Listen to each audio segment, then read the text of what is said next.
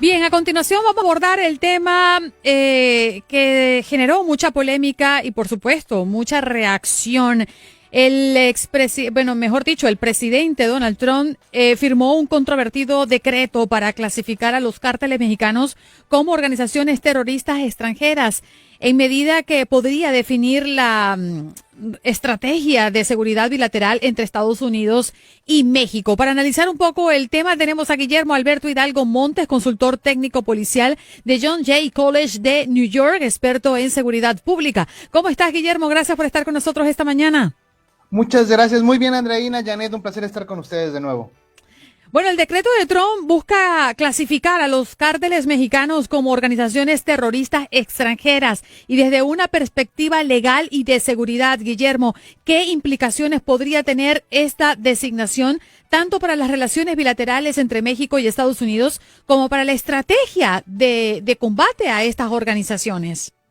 Bueno, Andreina, para empezar, tenemos que ponerlo en contexto. Esto ya lo veníamos platicando desde hace un par de años que podía pasar. Sí. Entonces, no es nada nuevo. Recordemos que de las 5 prioridades de campaña que Trump puso, 4 pasan por México. Una de ellas es la de seguridad y aquí es donde recae esta que bien comentas.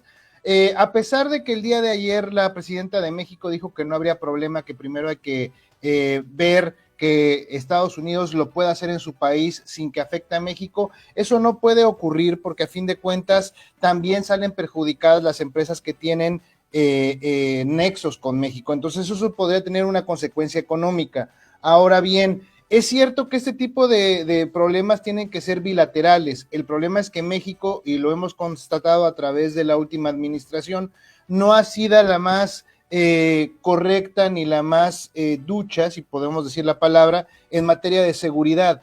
Entonces, desgraciadamente, ahorita Estados Unidos, al verse afectado por esta crisis de seguridad y de fentanilo, sobre todo, está poniendo esta nueva regla. Ahora, se habla de estos 9 cárteles que podrían ser señalados. Realmente de estos, que rápidamente lo pongo en contexto, sería el cártel de Sinaloa, el cártel de Jalisco, el cártel del Golfo, los Zetas, el cártel de Juárez, la familia michoacana, el de Tijuana, el de los Beltrán Leiva y el del Noroeste.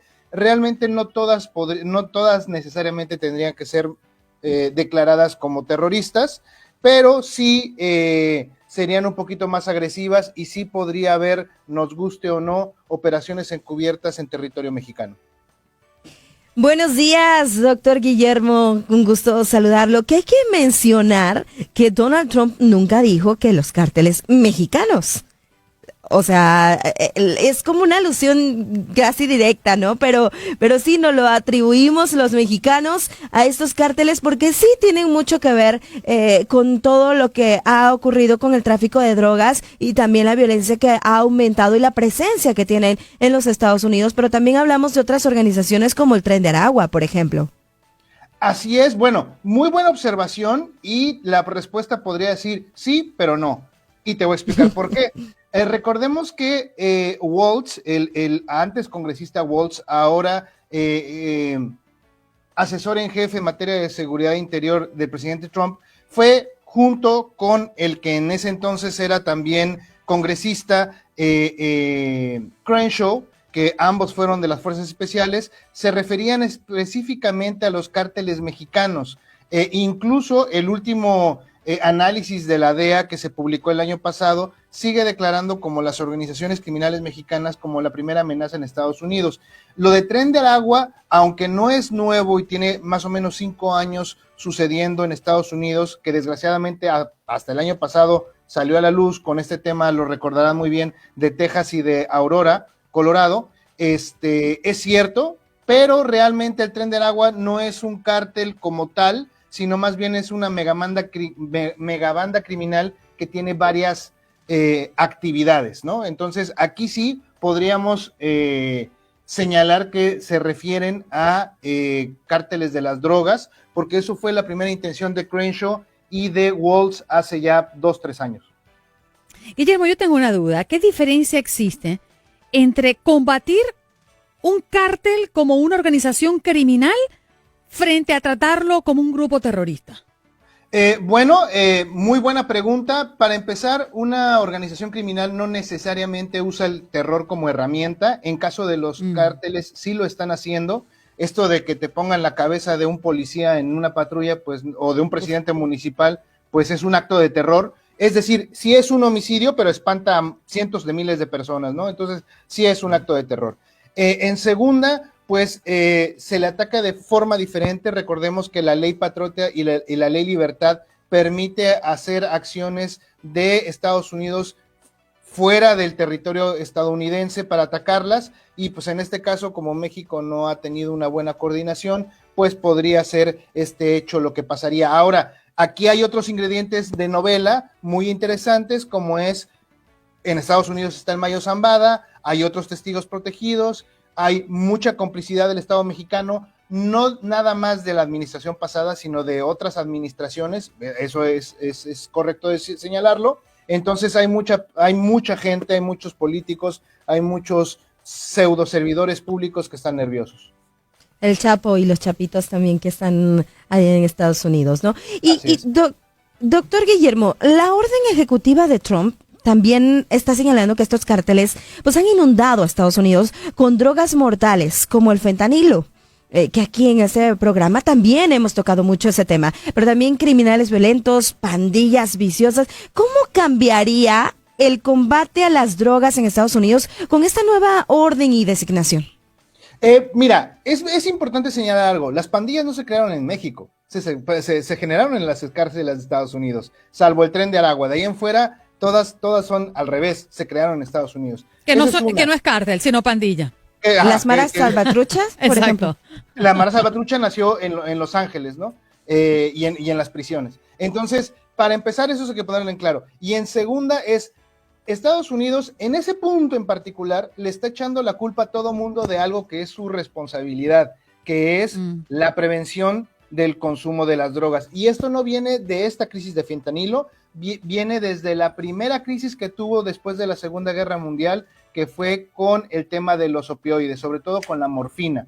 ¿Por qué? Porque había mucha gente que ya era veterana de combate, que ya había generado no había los estudios que hay ahora con el tema de la morfina, y tenían un contrato con Sinaloa para crear morfina, ¿no? La amapola. Y también con Guerrero. Se acaba la guerra, se acaba el contrato y se armó un problema porque ya tenían a los adictos. Y como lo hemos dicho muchas veces y lo hemos platicado en este espacio, aquí ponemos los muertos y allá ponen los adictos. Es decir, es importante también que haya una política pública del otro lado, es decir, en Estados Unidos, para poder controlar esto. En Fíjate, México, Guillermo. perdón. Sí, no, iba a complementar nada más que en México se produce, pero en Estados Unidos se consume, ¿no? Hasta ahora, sí, pero también es cierto que si se cierran las fronteras, vamos a tener un problema de consumo muy fuerte, como ya lo tiene Brasil, como ya lo tiene Costa Rica. Un poco más temprano escuchábamos las declaraciones de la presidenta mexicana Claudia Sheinbaum y hablaba justamente de la soberanía. Y muchos expertos también han señalado que la intervención directa de Estados Unidos en territorio mexicano podría considerarse una violación de soberanía nacional. Yo te pregunto, Guillermo, ¿qué tan factible sería una operación de este tipo y cuáles serían los riesgos asociados? Lo que me encanta de las operaciones encubiertas es que nadie sabe que son operaciones encubiertas. Entonces, la verdad, pero el gobierno local sí tiene que tener, el gobierno local sí tiene que saberlo, porque sería una intromisión. En teoría. En teoría. No es necesario. Me gusta eso de en teoría. Sí, en teoría, en teoría la democracia funciona y el socialismo es bueno, en teoría. Entonces, sí, las operaciones encubiertas tienen esa bendición, que nadie tiene que enterarse. Entonces, nunca vamos a saber. Es más, siempre, y nos duela o no, en México siempre ha habido operaciones encubiertas de parte de Estados Unidos, y nunca nos vamos a enterar hasta después que se desclasifican los documentos a los 20, 30 años. Esa es la verdad. Y eso no está mal. Es decir, México no pudiese ir contra Estados Unidos porque realiza operaciones encubiertas en su país. Sí está mal, no debería de ser, pero pues esa es la realidad. Recordemos que el presidente López Obrador dijo que México también podría hacer operaciones encubiertas en Estados Unidos. La realidad, no se tiene el entrenamiento, no se tiene la tecnología, no se tiene la capacidad técnica, entonces pues nada más quedó en un dicho hace 5 años. Entonces, leyéndote entre líneas, porque no me lo respondiste, Trump sí pudiese. Lo va a hacer, no, o sea, sí lo va a hacer, lo va a hacer. Aquí es No, un pero tema, sí. exactamente, nos duela o no, eso pasa y ha pasado a través del tiempo y va a seguir. Kiki Camarena era una operación encubierta. Ujú. Si no hubiera pasado lo que desgraciadamente pasó, nadie se hubiera enterado de Kiki Camarena porque ya estuviera de regreso. Claro. No sé si tiene Jane otra pregunta. No, bueno, me quedé pensando sí, nos quedamos pensando en lo que en estaba el no, diciendo pero porque sí, Kiki Camarena seguramente hizo muchas operaciones encubiertas antes, ¿no? Entonces, pues sí, es un tema delicado ahí que creo que sería importante pues que se revisara muy bien porque sí, efectivamente, pues están en territorio de otro país y ¿dónde queda la soberanía? Sí, bueno, hoy en día en un mundo interconectado la soberanía tiene líneas muy borrosas y sobre todo México que está junto a la potencia número 1 del mundo, donde pues obviamente ellos van a ver sus intereses, México tiene que ver los suyos, pero también tenemos que entender que vivimos en la misma región y que tenemos asuntos que se conectan como como el de migración, como el de comercio, sí. y que tenemos que estar un poquito más... pues condescendientes ambos países, ¿no? Igual en el caso de Canadá.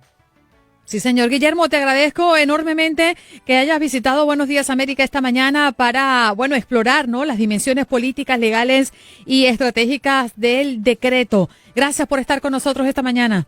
Muchísimas gracias por la invitación, cuídense mucho y gran semana. Él es Guillermo Alberto Hidalgo Montes, consultor técnico policial de John Jay College de Nueva York, experto en seguridad pública. Pausa y regresamos ya.